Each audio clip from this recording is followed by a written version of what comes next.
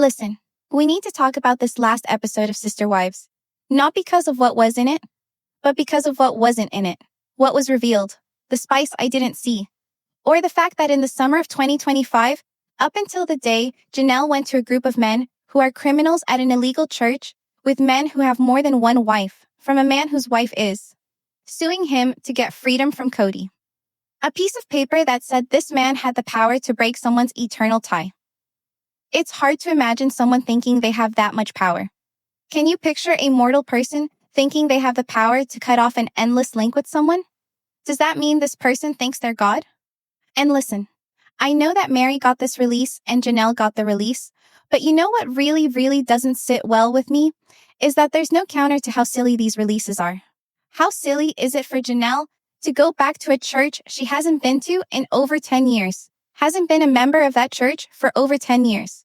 A church where child sexual abuse has been alleged, and a former leader who was accused of SA by several people, including his daughter and some of his nieces.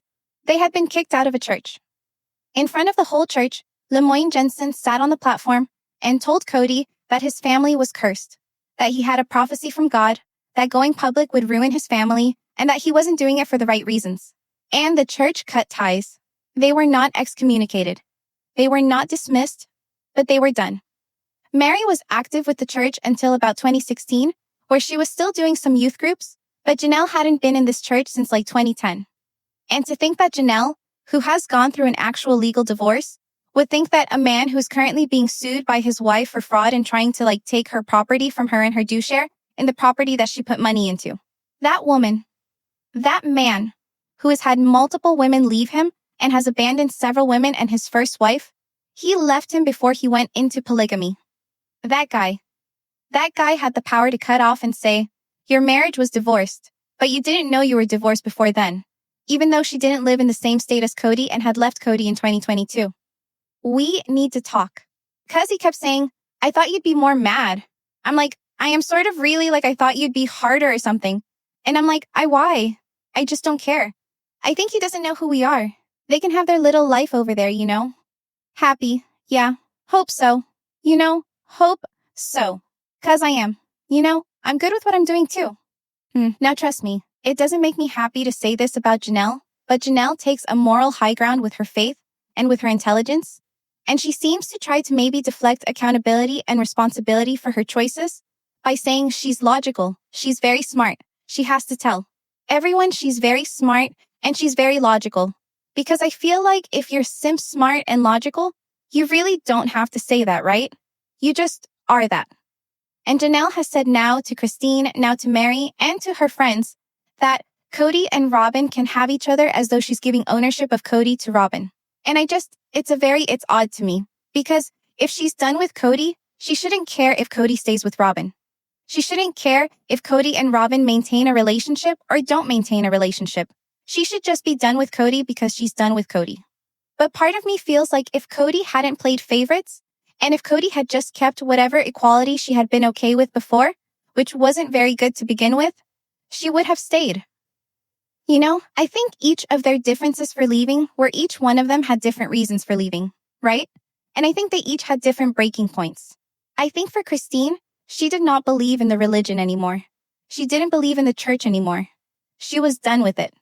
And once Kody cut off physical connections with her, she had no reason to stay because she didn't believe in the faith. Kody cut off their intimate interaction. He stopped being there for her children. He wasn't there for her daughter's surgery. He didn't show up for her kids or her girls when they needed her. She was relegated as sort of the not formal wife for the entirety. Same with Janelle. But her stance was, well, Kody doesn't want me and I don't want to be second best. I don't want to stay in a sad place and he gets to have happiness and I don't. I'm out. And her breaking point, she says, was when Kody doesn't show up for Isabel in surgery. And in COVID, she learns that she can actually do all of this on her own. Meri gets a divorce, a legal split in 2015. I think at this point she might have wanted to leave him, but she doesn't. She stays in a loveless marriage for 8 years as Kody leads her on. And for Meri, her choice to leave comes with her not wanting to continue to stay in a loveless marriage where there was no hope for reconciliation, where she knew that it was never the family unit was already dissolving and it wasn't going to be dissolved. She had this trust in her faith and this commitment in her faith. And even in this show, she made a comment about how she was 19 and she had felt like she needed to stay committed to a decision she had made when she was 19. And it took her a long time to let go of that and understand she didn't have to stay committed to a choice she had made when she was essentially a kid. She could move on. And so she moves on when Kody's made clear that he doesn't want her. But in truth, I don't know that Meri was really trying to reconcile with Kody outside of what we were seeing on the show, right? Meri leaves the church. She doesn't believe in it anymore. And then Kody takes her wealth from the sale of her home and gives it all to Robyn so Robyn can have a mansion. And then tries to say, after don't giving so much of her money to the family, that she would only get 2 acres on Coyote Pass. And he said she could just that's what she got regardless, even though she was the one that helped pay off the land. She was done. She was done being used by Kody, and she sort of woke up to the games that they were playing. And at that point, she was done. And she almost immediately took steps the minute she walked out the door, and she got cut right away, and she got a release. But Janelle was different. Janelle only left after a fight, and she didn't really even leave after a fight. They had a big public fight. There was never on camera a talk that it was over. Nothing. She didn't even really recognize that it was over to Kody. So, they have a big fight around Christmas. It's related to the kids. It's Kody telling her she needs to be more like Robyn, be more obedient, and be more submissive. She's angry because she gave money, her own property from her home in Vegas, to Kody and Robyn as well. Kody won't build her house on Coyote Pass. She won't get family money for it. He won't pay off the house. And she's living in an apartment at this point. And Kody's living in a house. And she has children that are completely separated from him, and he's bullying them. And so she doesn't talk to Kody, but for months doesn't say that they're over, just says that they had a fight. Then doesn't really have an official fight talk with Kody that they're over. And up until last season, Kody was trying to reconnect with her. Up until practically the end of 2024, Kody was trying to reconcile with her, even though she had moved to North Carolina. Even though she started moving to North Carolina in 2023 and didn't live in the same state as him longer, she still considered herself with Kody up until the release of her marriage. So, she didn't live in the same state as him. She hadn't kissed him in like 3 years. They were still only mentally bound, right? But I kind of felt like, based on some of the statements she's made about how they can have him or she can have them, they can have each other, that had Kody come to his senses and realize that she could be her and he could be him, and they didn't have to be like Robyn, that it would get back to normal and that she would go back. And I think that's why it took her 3 years to get a spiritual release. But it's still wild that she went to get a spiritual release and couldn't just say that their marriage was over when it was over. It was obvious it was over. But what this show taught me was that Janelle didn't think her marriage was over. She considered herself married to Kody until Dave Watson said she was released, which is wild given Janelle's a logical and pragmatic person. I just like there's too many things I got to get the farm going. I really need to there's some things I just want before I even think about it. Obviously, your life experiences shape you, and even though I'm officially only divorced a few hours, it feels like I've endorsed a lot longer than that. If I run into somebody, I meet somebody naturally, sure, I'm interested, but I definitely won't be rushing to marriage. All right.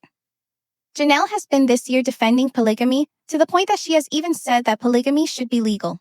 Men should be able to have as many formal marriages as they want, because then no man would treat a wife badly.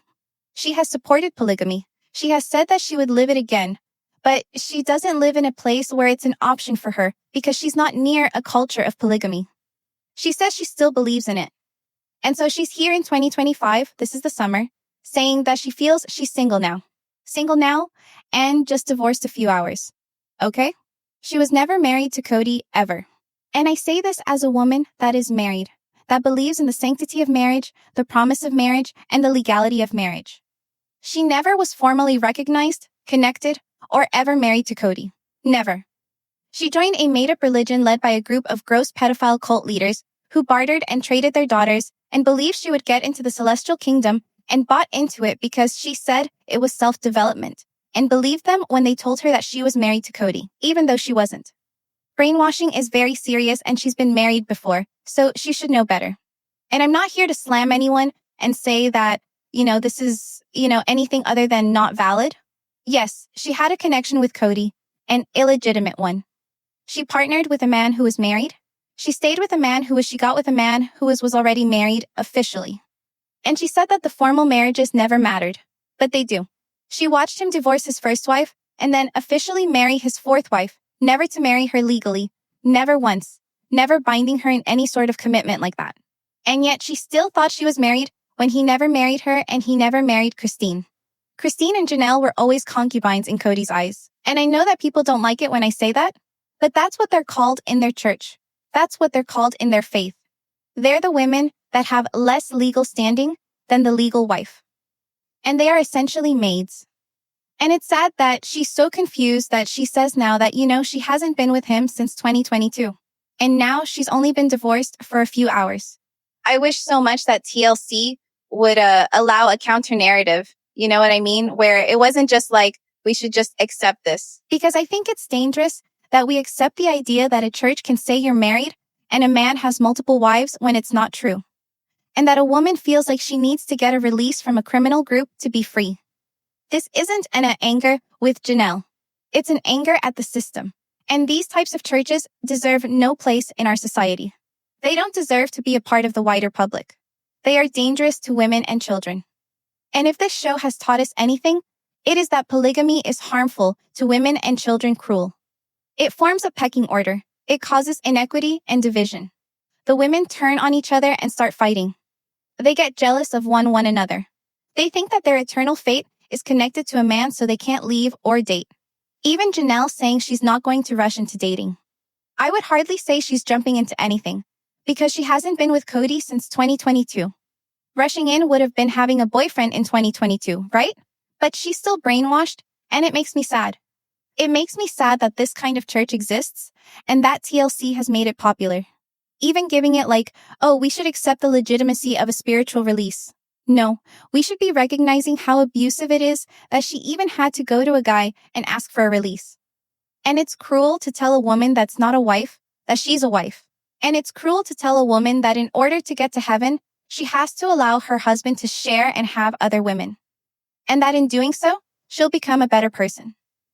It's abusive to tell a woman that she will only be able to become better if she can get over her jealousy and deal with the pain and endure it, and then she'll get into heaven. And then she'll become a goddess in a kingdom. That's rude. And I just hope that with distance and time and room, Janelle can wake up. But I find it really troubling that Janelle is giving people advice and having people pay for her to be a life coach when she is clearly still so indoctrinated and so brainwashed and so clearly misguided. I hope she gets help. I hope she gets help. I hope if she's done with the show, she is done and she walks away. But I hope this is like a moment for all of you to realize that none of this is for the greater good. All of these women are victims, even Robyn. And this has just been a colossal experiment that has failed and revealed abuse while making it popular to be a polygamist when it should never be popular. So, what are your thoughts? Tell me in the comments below. Make sure to give this video a thumbs up. Make sure to subscribe to my channel if you haven't subscribed, and click the bell so you never miss a video. Thanks so much for watching. Bye, besties.